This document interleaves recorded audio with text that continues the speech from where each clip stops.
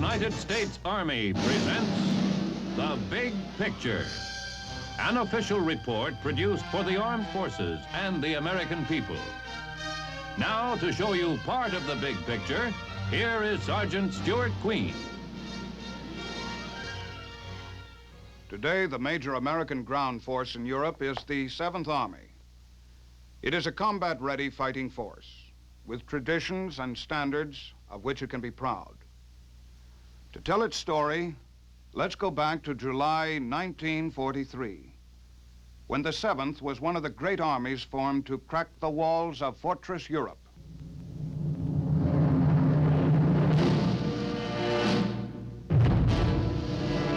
The 7th Army is born at sea on the way to its first campaign. This, the invasion of the not-so-soft underbelly of Europe, for which the whole world had been waiting. The target, Sicily. An early event in the life of the new 7th Army, a gale that threatens to postpone the landing.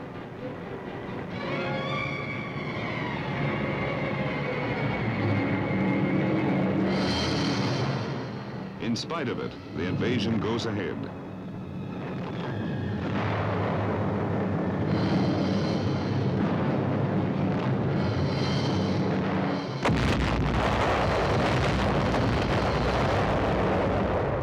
Of the troops chosen for Sicily, many are hardened veterans of North Africa, but even they are tense and uneasy as they endure the trip to the beaches.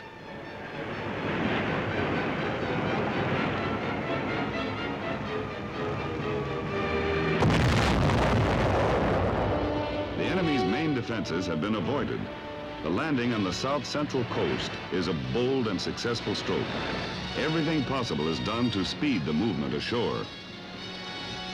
The Nazis have ordered Italian garrisons to hold firm until the Germans can drive the 7th into the sea.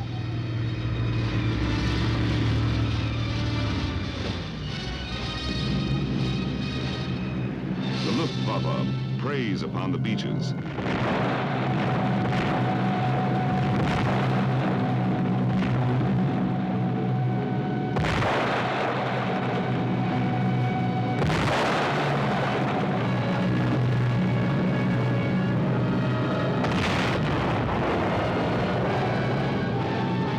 Hits scored by the enemy failed to prevent the 7th from establishing a beachhead. The commander of the 7th Army, colorful General George S. Patton, Jr., joins leading elements of his troops. Italian prisoners, they are sick of Hitler and tired of 5 years of fighting.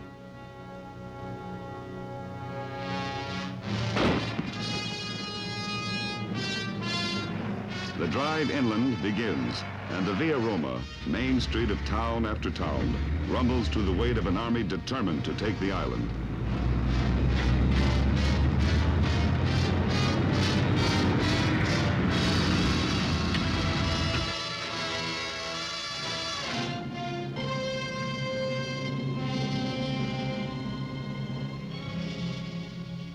But the hills of northern Sicily provide the Germans with rugged, natural defensive positions. The city of Troina, strongly fortified, holds firm against artillery and air bombings, blocking the 7th Army's advance for 5 days.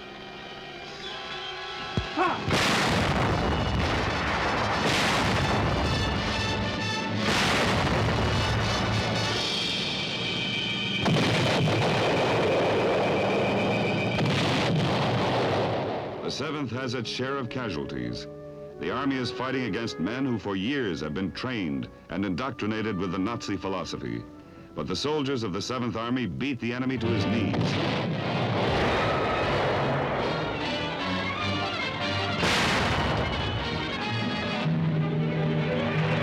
The Germans have finally retreated from Troina.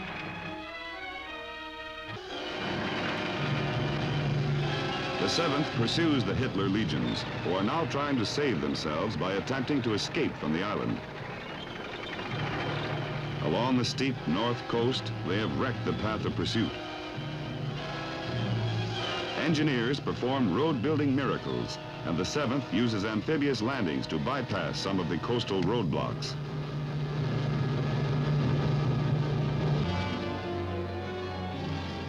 Messina, last city to be taken. From it, the enemy retreats to the mainland of Italy. The remnants of a badly beaten German and Italian army escape across the Straits of Messina. Sicily has fallen in 38 days. The 7th Army has paved the way for the invasion of Italy. The Nazis have been driven from their outer stronghold on European soil. Now months are spent in planning an attack upon the southern coast of France, with the primary mission of seizing ports to aid the Allied invasion of northern France and the future battle for Germany. Equipment is ready. Men have undergone intensive training, but others, slated for the invasion, are still fighting in the Italian campaign.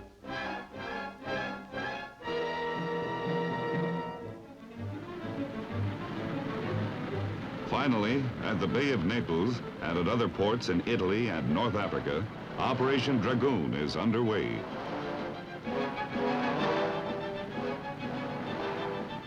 Veterans of Sicily, as well as Salerno and Anzio, a seasoned 7th Army.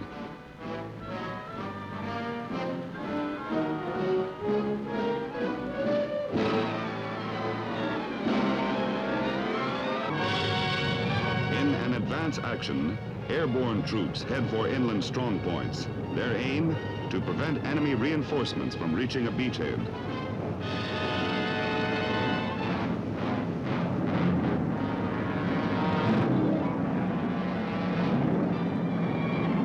Parachute and glider troops are successful in undermining the enemy's chance of a counterattack.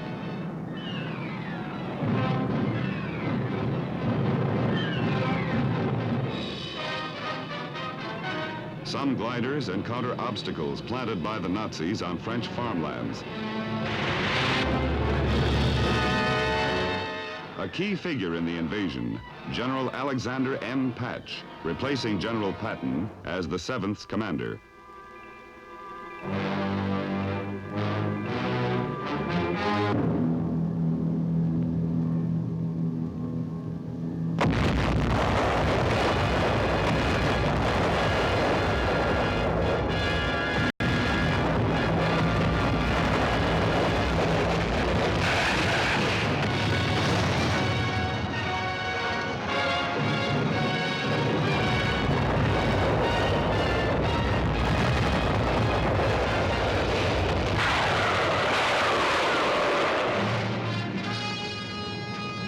French Riviera, a few miles west of Nice.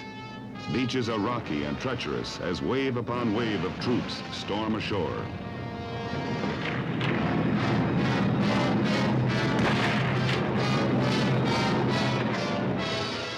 Opposition is weak. The enemy has been stunned and overwhelmed. They are unprepared for an assault of this magnitude. The invasion proceeds, not entirely according to plan, but rather far better than anyone had anticipated.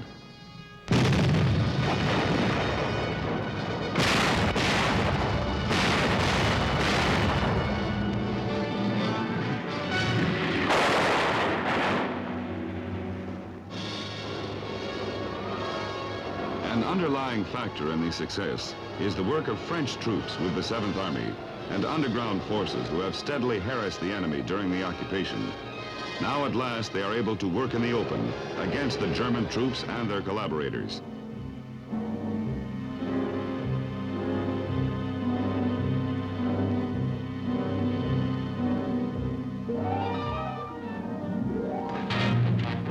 French troops under General Patch have been assigned the mission of attacking Marseille and Toulon. They meet strong opposition from the last-ditch troops whose orders are not to withdraw or surrender.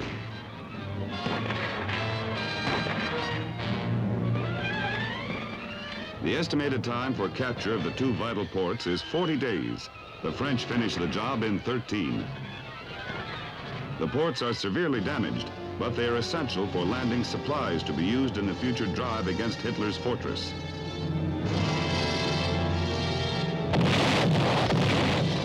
The campaign thus far has been one of the best coordinated efforts in military history. Sensing defeat, the German High Command orders their entire 19th Army to withdraw northward. The enemy retreats up the Rhone Valley toward a trap that the 7th Army is setting up north of Montelimar.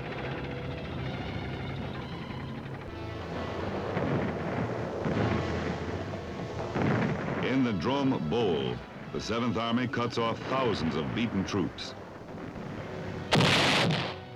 The enemy is hemmed in on every side.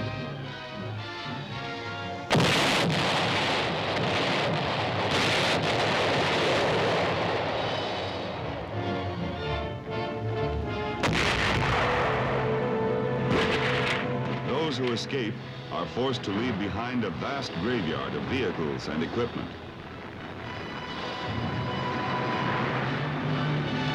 The 7th Army column, like a thermometer with the mercury at the bottom, rises steadily. After 4 long years, Lyon, 3rd city of France, greets the 7th.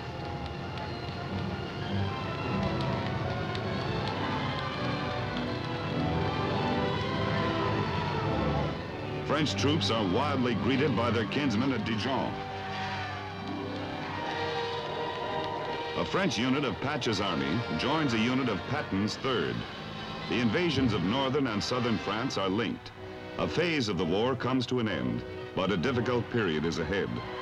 The enemy has withdrawn its lines to carefully chosen battlefields. Behind them lies their homeland. Here they will stand and fight.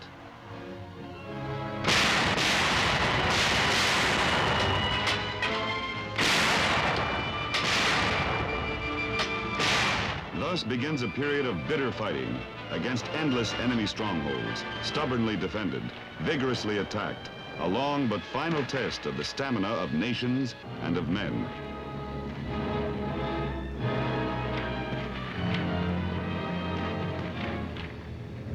Into the wilderness, the Vosges Mountains. In its darkness, lanes of fire have been prepared by the enemy. Every move is dangerous.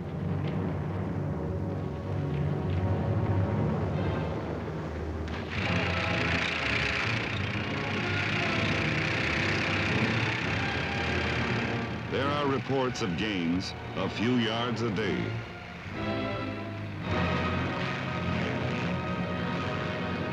Finally, there is a breakthrough to Strasbourg, the gateway to the Rhineland.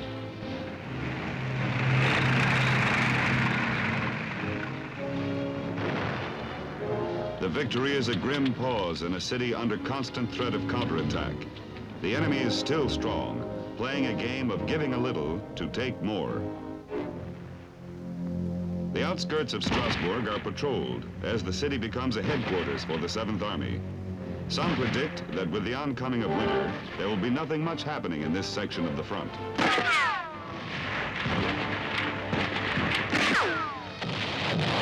the orders are to move northward toward the Nazis' main defenses, the Siegfried Line.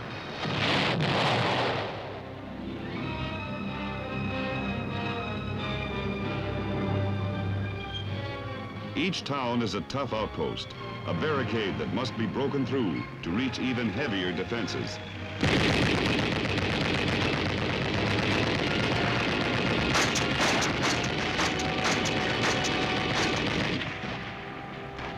Not an inch is given. Every foot must be taken.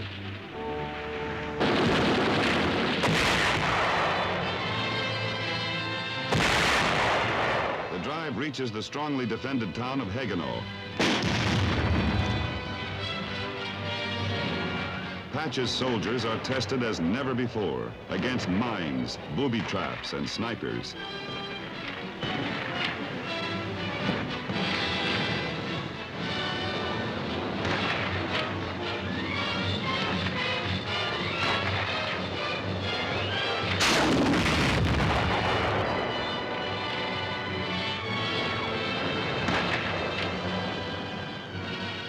Toward the town of Biche, another strong point in the old Maginot Line.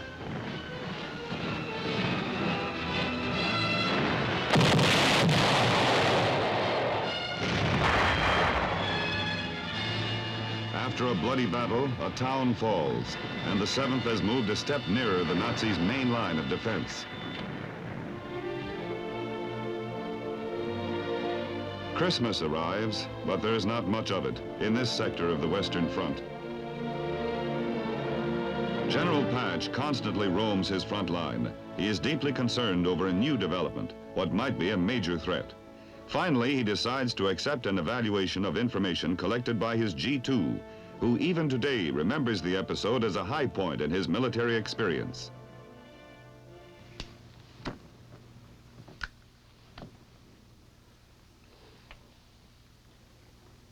Some days before Christmas, we suspected that the enemy in our area was reinforcing his position heavily. Now, this was surprising since at this time he was throwing almost all he had into the Battle of the Bulge. Then, the day after Christmas, aerial photographs revealed new enemy forward emplacements for artillery. Also, we captured 2 German parachutists and some other agents who were trying to find out the location of our reserves to determine how they could isolate these forces after a breakthrough. I reported to General Patch that I believe that a major enemy attack by elements of over 20 divisions against our 6 was no longer an enemy capability. It was, in fact, a probability. As a result, 7th Army was put on the defensive. We improved our communications. We planted mines. We dug in all along the line.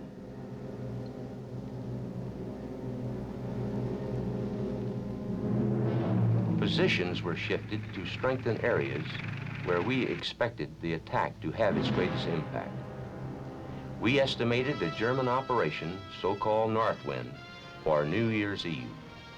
The attack came on schedule and continued for 23 days.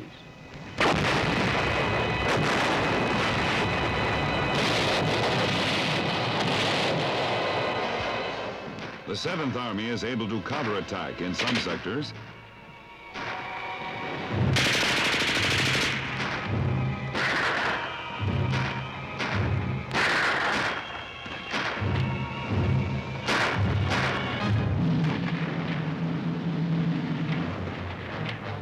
But in others, it must withdraw to gain more favorable defensive terrain.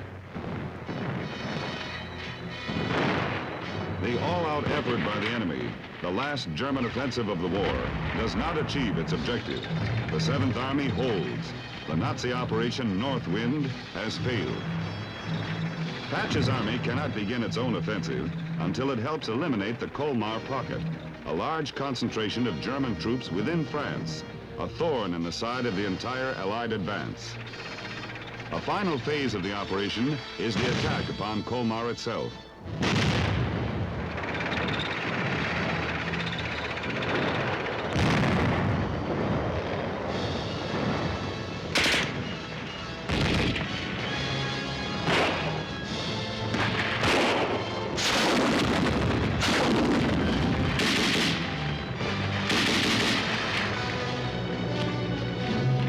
Finally, the Colmar pocket is closed by the French 1st Army and 7th Army units. Colmar becomes a liberated city.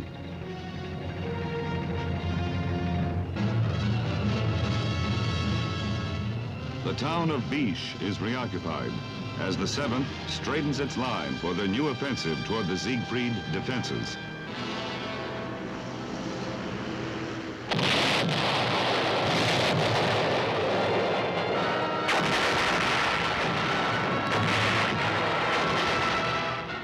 Some of the toughest battles of the war are fought here, penetrating the net of fortifications defending Germany.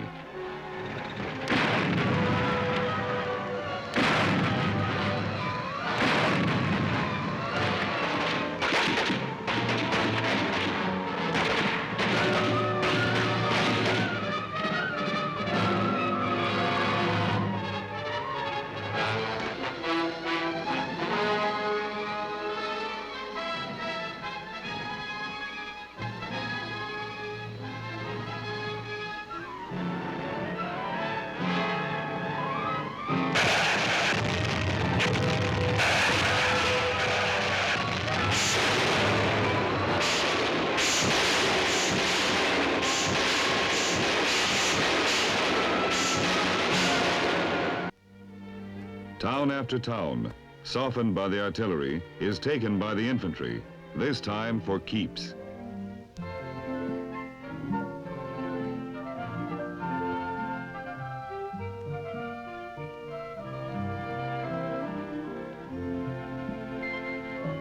Some flags are unfurled for the last time. Spring is wet, but the Allies are moving ahead.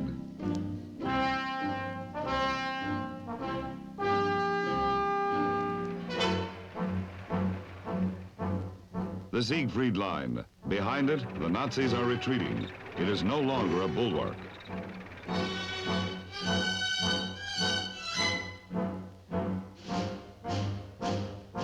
The 7th is in Germany, having won its frontal attack against the strongest fortifications ever constructed by man.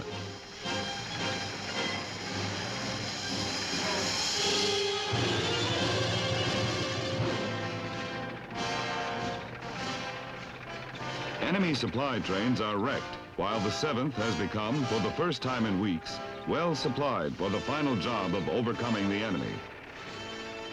The steady advance reaches Worms on the Rhine River.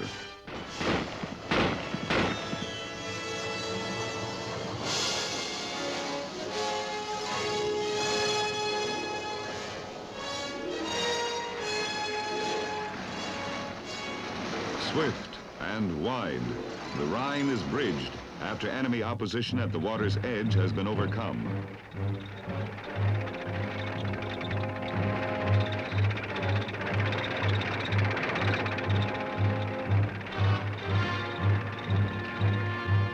A vital supply line is continued for the final drive on Germany.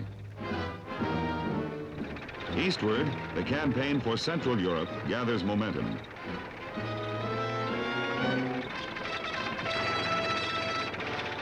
An enemy tank and its crew is captured at Zugerheim.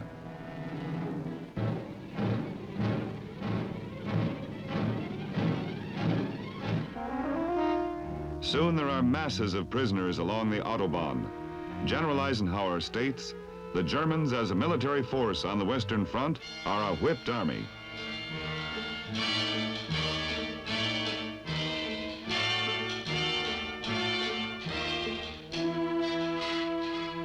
The 7th Army's prisoner of war stockade at Worms.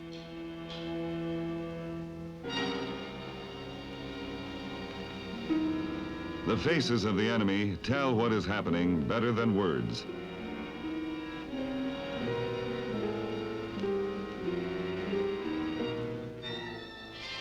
But in cities such as Aschaffenburg, the Hitler legions fight on fanatically.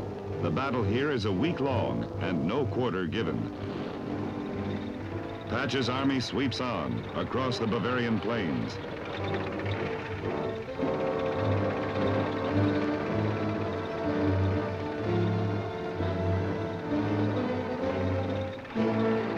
In a small town, Nassig, half the garrison gives up after a prisoner has volunteered to go within the town to persuade their surrender, but the volunteer is never seen again.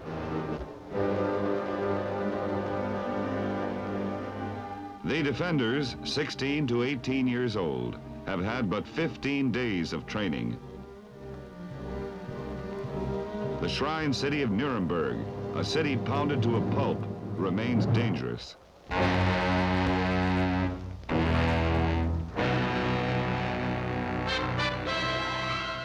In its wreckage, the remnants of a Wehrmacht division fight for 5 days.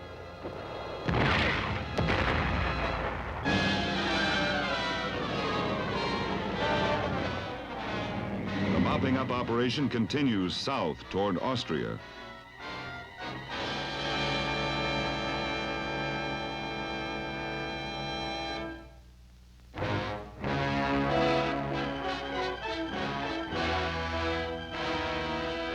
Then, at last, the day of victory comes for the men of the 7th Army. There are formalities that provide a special satisfaction, the disarming of Hermann Goering.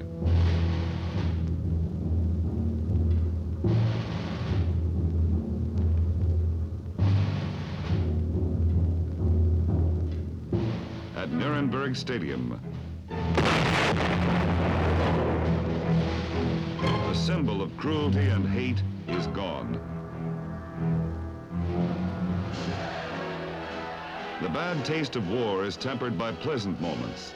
The joy, the gratitude on the faces of thousands of slave laborers about to be liberated makes it seem worthwhile.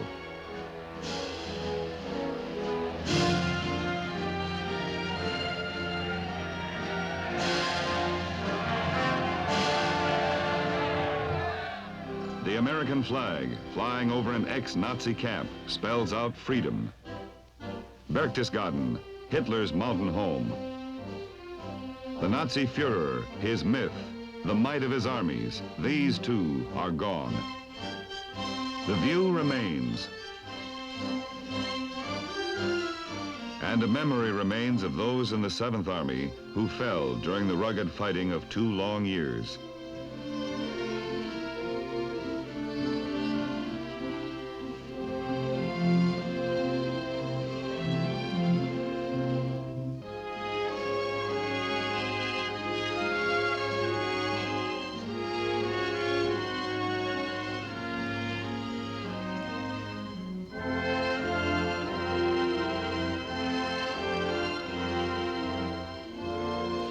The war is over, but in the years that follow, a new danger arises. East Germany, with her Russian friends, makes threatening gestures and becomes a potential avenue of attack against the Western allies. After a period of service on occupation duties, the 7th Army, reactivated, becomes the major U.S. ground force of the NATO armies. With frequent practice maneuvers, the 7th is again a combat-ready fighting army. Today, in exercises such as WINTERSHIELD in Germany, the 7th trains with other NATO forces.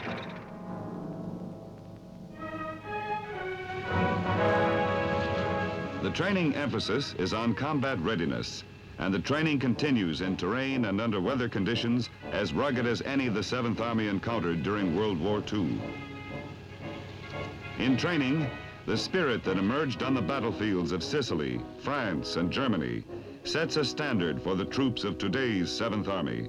They are aware of their huge responsibility as the major American fighting force in Europe.